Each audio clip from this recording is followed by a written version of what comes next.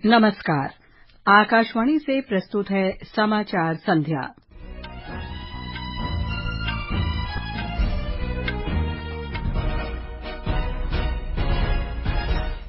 लोकसभा चुनाव के दूसरे चरण का प्रचार समाप्त। विभिन्न दलों के वरिष्ठ नेताओं ने मतदाताओं को लुभाने के लिए जोर शोर से प्रचार किया। 13 राज्यों और केंद्र शासित प्रदेशों की 88 सीटों के लिए शुक्रवार को मतदान होगा। सर्वोच्च न्यायालय ने वीवीपैट के साथ ईवीएम में वोटों की गिनती का 100% सत्यापन करने की मांग करने वाली याचिकाओं पर फैसला सुरक्षित रखा। मौसम विभाग ने देश के पूर्वी और दक्षिण प्रायद्वीपीय हिस्सों में अगले 5 दिन के दौरान लू का अनुमान व्यक्त किया। शंघाई में तीरंदाजी विश्व कप में भारतीय पुरुष और महिला कंपाउंड टीमें फाइनल में पहुंची और आईपीएल क्रिकेट में दिल्ली में दिल्ली कैपिटल्स और गुजरात टाइटंस के बीच मुकाबला जारी। समाचार संध्या के साथ मैं लवलीन निगम। लोकसभा चुनाव के दूसरे चरण का प्रचार अभियान आज शाम समाप्त हो गया। 13 राज्यों और केंद्र शासित प्रदेशों की 88 लोकसभा सीटों के लिए 26 अप्रैल को मतदान होगा। इसमें बाहरी मणिपुर लोकसभा निर्वाचन क्षेत्र के शेष भाग भी शामिल हैं। बाहरी मणिपुर लोकसभा क्षेत्र से 4 उम्मीदवार चुनाव मैदान में हैं। केरल की 20, कर्नाटक की 14, राजस्थान की 13, उत्तर प्रदेश और महाराष्ट्र की 8-8, मध्य प्रदेश की 6 सीटों पर मतदान होगा। असम और बिहार की 5-5, पश्चिम बंगाल और छत्तीसगढ़ की 3-3 तथा मणिपुर की 1 सीट पर 26 अप्रैल को वोट डाले जाएंगे। 13 राज्यों और केंद्र शासित प्रदेशों के कुल 1198 उम्मीदवार मैदान में हैं। त्रिपुरा और जम्मू कश्मीर में भी इसी चरण में मतदान होगा। मध्य प्रदेश की बैतूल आरक्षित संसदीय सीट पर बहुजन समाज पार्टी के प्रत्याशी के निधन के कारण दूसरे चरण का मतदान स्थगित कर दिया गया है। अब यहां तीसरे चरण में मतदान होगा। राजस्थान में जिन 13 लोकसभा सीटों पर शुक्रवार को मतदान होगा उनमें टोंक, सवाई माधोपुर, अजमेर, पाली, जोधपुर, बाड़मेर, जालौर, उदयपुर, बांसवाड़ा, चित्तौड़गढ़, राजसमंद, भीलवाड़ा, कोटा और झालावाड़ बारां शामिल है। हमारे संवाददाता ने बताया है कि प्रचार के अंतिम दिन विभिन्न दलों के नेताओं ने जमकर प्रचार किया।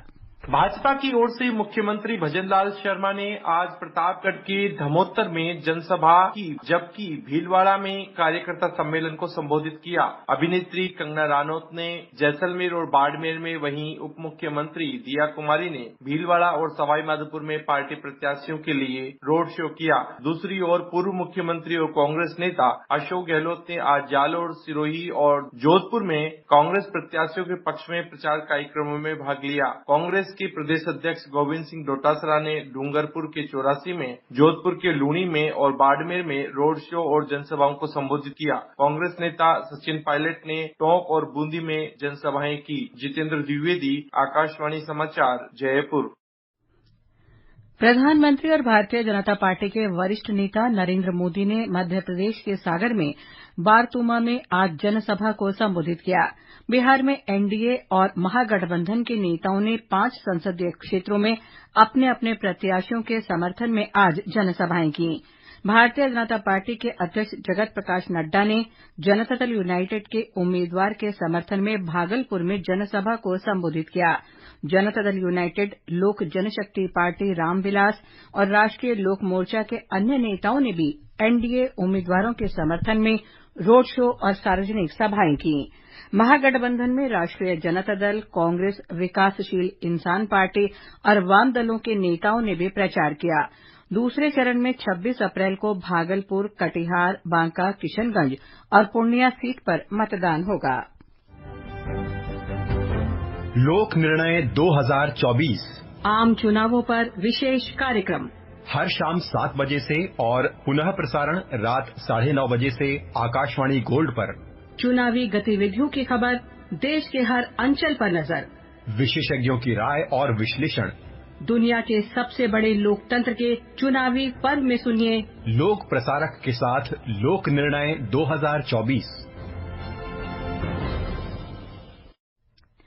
कर्नाटक के मुख्य चुनाव अधिकारी मनोज कुमार मीना ने कहा कि 26 अप्रैल को होने वाले 14 निर्वाचन क्षेत्रों में स्वतंत्र और निष्पक्ष चुनाव सुनिश्चित करने के लिए 30,602 मतदान केंद्रों में से 19,701 केंद्रों पर वेबकास्टिंग होगी और 1,370 बूथ सीसीटीवी की निगरानी में रहेंगे। सुरक्षा के कड़े प्रबंध किए गए हैं। कर्नाटक के मुख्य चुनाव अधिकारी मनोज कुमार मीना ने बताया है कि पहली बार नगर प्रदेश में वोटर स्लिप में क्यूआर कोड लगाया गया है। मोबाइल से क्यूआर कोड स्कैन करने से गूगल मैप की मदद से मतदान केंद्र को जाने का मार्ग दिखाई देगा। इसके अलावा मतदान केंद्र के पास मतदाता सूचना कक्ष भी लगाया गया है और बोर्ड भी लगाए जाएंगे। चुनावणा मोबाइल ऐप की मदद से अब शहरों में घर बैठे ही अपने बूथ में कतार की लंबाई और वाहन पार्किंग लभ्यता की जानकारी पा सकते हैं। भीषण गर्मी की वजह से चुनाव अधिकारी और मतदाताओं को डिहाइड्रेशन और सनस्ट्रोक से बचाने के प्रबंध किए गए हैं। सुधींद्रा, आकाशवाणी समाचार, बेंगलुरु। मतदान के दिन मतदाताओं को विभिन्न समस्याओं का सामना करना पड़ सकता है। इनमें से मतदाता को ये जब पता चलता है कि उसका वोट पहले ही किसी और ने डाल दिया है, हालांकि ऐसा बहुत कम होता है। हमारे संवाददाता ने बताया है कि लोगों को ऐसी स्थिति में क्या करना चाहिए और टेंडर वोट क्या है। कल्पना कीजिए कि आप एक मतदान केंद्र में प्रवेश कर रहे हैं, उत्साहित हैं और नागरिक कर्तव्य से भरे हुए हैं और आपको सूचित किया जाता है कि किसी ने पहले ही आपके नाम पर मतदान कर दिया है। आप क्या करेंगे? चुनाव आचरण नियम 1961 की धारा 49 के अनुसार यदि कोई मतदाता मतदान केंद्र पर स्वयं उपस्थित होता है और पाता है कि किसी अन्य व्यक्ति ने पहले ही उसके नाम पर मतदान कर दिया है, तो वह मतदान केंद्र पर पीठासीन अधिकारी से संपर्क कर सकता है और अपनी परेशानी बता सकता है। व्यक्ति को वोटिंग मशीन के बजाय केवल टेंडर किए गए मतपत्र के माध्यम से मतदान करने की अनुमति है। ऐसे वोट को टेंडर्ड वोट कहा जाता है। आकाशवाणी समाचार, दिल्ली के लिए दुर्गेश भदौरिया। लोकसभा चुनाव के तीसरे चरण में उत्तर प्रदेश की 10 सीटों के लिए नामांकन प्रक्रिया पूरी हो चुकी है। इसमें आगरा की सीट भी शामिल है। प्रमुख निर्वाचन क्षेत्रों की प्रोफाइल श्रृंखला में आज हम बात करेंगे आगरा लोकसभा निर्वाचन क्षेत्र की। अनुसूचित जाति के लिए आरक्षित आगरा लोकसभा सीट में 5 विधानसभाएं आती हैं। आगरा लोकसभा सीट कभी कांग्रेस का गढ़ हुआ करती थी। वर्ष 1952 से लेकर 1971 तक यहां से कांग्रेस ने जीत दर्ज की, जबकि इमरजेंसी के बाद देश में कांग्रेस विरोधी लहर में चौधरी चरण सिंह की पार्टी भारतीय लोकदल ने यहां पर जीत दर्ज की। हालांकि उसके बाद 1980 और 1984 के 2 चुनाव में यहां पर कांग्रेस फिर जीती, लेकिन उसके बाद कांग्रेस दोबारा इस सीट पर वापसी नहीं कर पाई। 1979 में जनता दल ने इस सीट पर कब्जा किया। उसके बाद 1991, 96 और 98 में देश में हुए लगातार 3 लोकसभा चुनावों में भगवान शंकर रावत भाजपा से सांसद रहे। वर्ष 1999 और 2004 में समाजवादी पार्टी से चुनाव लड़े फिल्म अभिनेता राज बब्बर यहां सांसद बने। वर्ष 2009 और 2014 में एक बार फिर भाजपा ने इस सीट पर कब्जा किया और रामशंकर कठेरिया सांसद बने। ओम अवस्थी, आकाशवाणी समाचार, लखनऊ। ये समाचार आकाशवाणी से प्रसारित किए जा रहे हैं। ये आकाशवाणी है। प्रधानमंत्री और भाजपा के वरिष्ठ नेता नरेंद्र मोदी ने तीसरे चरण के प्रचार के लिए बैतूल लोकसभा क्षेत्र के हरदा जिले के अबागांव खुर्द में जनसभा को संबोधित किया। उन्होंने राजधानी भोपाल में रोड शो भी किया।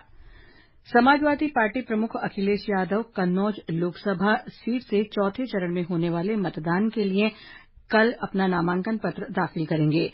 2 दिन पहले पार्टी ने कन्नौज सीट से उम्मीदवार के तौर पर तेज प्रताप यादव के नाम की घोषणा की थी, लेकिन बाद में अखिलेश यादव ने इस सीट से चुनाव लड़ने का फैसला किया।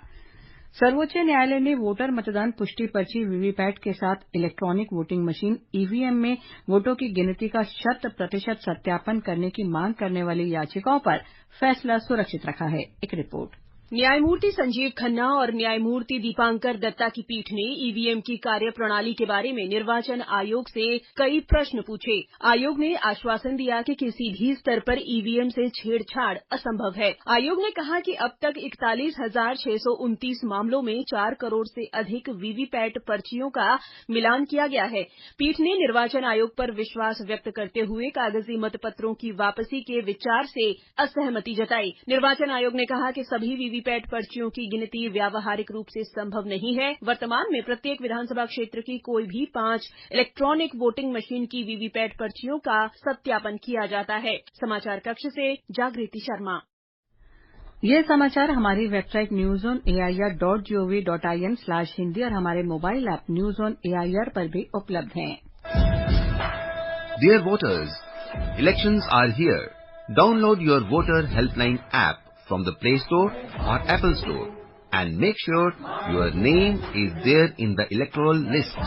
Voter Helpline app also helps in voter registration, search in electoral roll, information on the candidates, election results, complaint and information on EVM and election process. चुनाव का पर्व, देश का गर्व।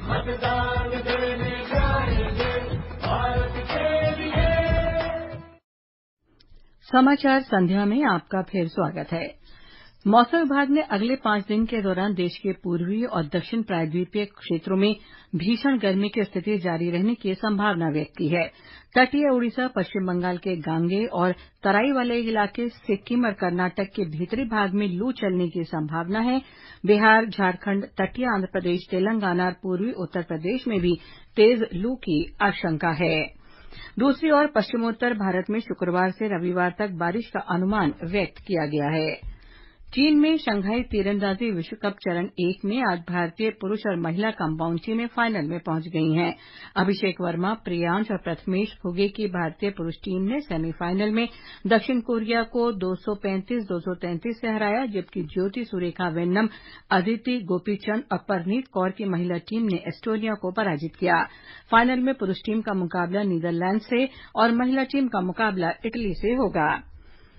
आईपीएल क्रिकेट में आज दिल्ली कैपिटल्स और गुजरात टाइटंस के बीच दिल्ली में मैच खेला जा रहा है। गुजरात टाइटंस ने टॉस जीतकर गेंदबाजी का फैसला किया है। ताजा समाचार मिलने तक दिल्ली कैपिटल्स ने 18वें ओवर में 4 विकेट पर 162 रन बना लिए हैं। कल हैदराबाद में सनराइजर्स हैदराबाद का मुकाबला रॉयल चैलेंजर्स बेंगलुरू से शाम 7:30 बजे होगा। भारतीय फिल्म और टेलीविजन संस्थान के विद्यार्थी चिदानंद नाइक की film Sunflowers were first ones to know को 77वें कान फिल्मोत्सव के लॉ सिनेफ प्रतिस्पर्धी खंड के लिए चुना गया है। महोत्सव का ये खंड नई प्रतिभाओं को प्रोत्साहित करता है। ये खंड दुनिया भर के फिल्म संस्थानों की फिल्मों को मान्यता प्रदान करता है। आकाशवाणी समाचार के प्रधान महानिदेशक डॉ वसुधा गुप्ता ने आज मथुरा में आकाशवाणी और दूरदर्शन केन्द्रों का दौरा किया। उन्होंने दोनों इकाइयों के वरिष्ठ अधिकारियों के साथ बैठक भी की। बैठक में उन्होंने स्थानीय कार्यक्रमों और विषयों पर अधिक ध्यान देने के सुझाव दिए। उन्होंने कहा कि मथुरा दूरदर्शन केन्द्र और आकाशवाणी के कार्यक्रम ब्रज क्षेत्र में काफी लोकप्रिय हैं। अंत में मुख्य समाचार एक बार फिर। लोकसभा चुनाव के दूसरे चरण का प्रचार समाप्त। विभिन्न दलों के वरिष्ठ नेताओं ने मतदाताओं को लुभाने के लिए जोर शोर से प्रचार किया। 13 राज्यों और केंद्र शासित प्रदेशों की 88 सीटों के लिए शुक्रवार को मतदान होगा। सर्वोच्च न्यायालय ने वीवीपैट के साथ ईवीएम में वोटों की गिनती का 100% सत्यापन करने की मांग करने वाली याचिकाओं पर फैसला सुरक्षित रखा है। मौसम विभाग ने देश के पूर्वी और दक्षिण प्रायद्वीपीय हिस्सों में अगले 5 दिन के दौरान लू का अनुमान व्यक्त किया है। शंघाई में तीरंदाजी विश्व कप में भारतीय पुरुष और महिला कंपाउंड टीमें फाइनल में पहुंच गई हैं। और आईपीएल क्रिकेट में दिल्ली में दिल्ली कैपिटल्स और गुजरात टाइटंस के बीच मुकाबला जारी। इसके साथ ही समाचार संध्या का ये अंक समाप्त हुआ। नमस्कार।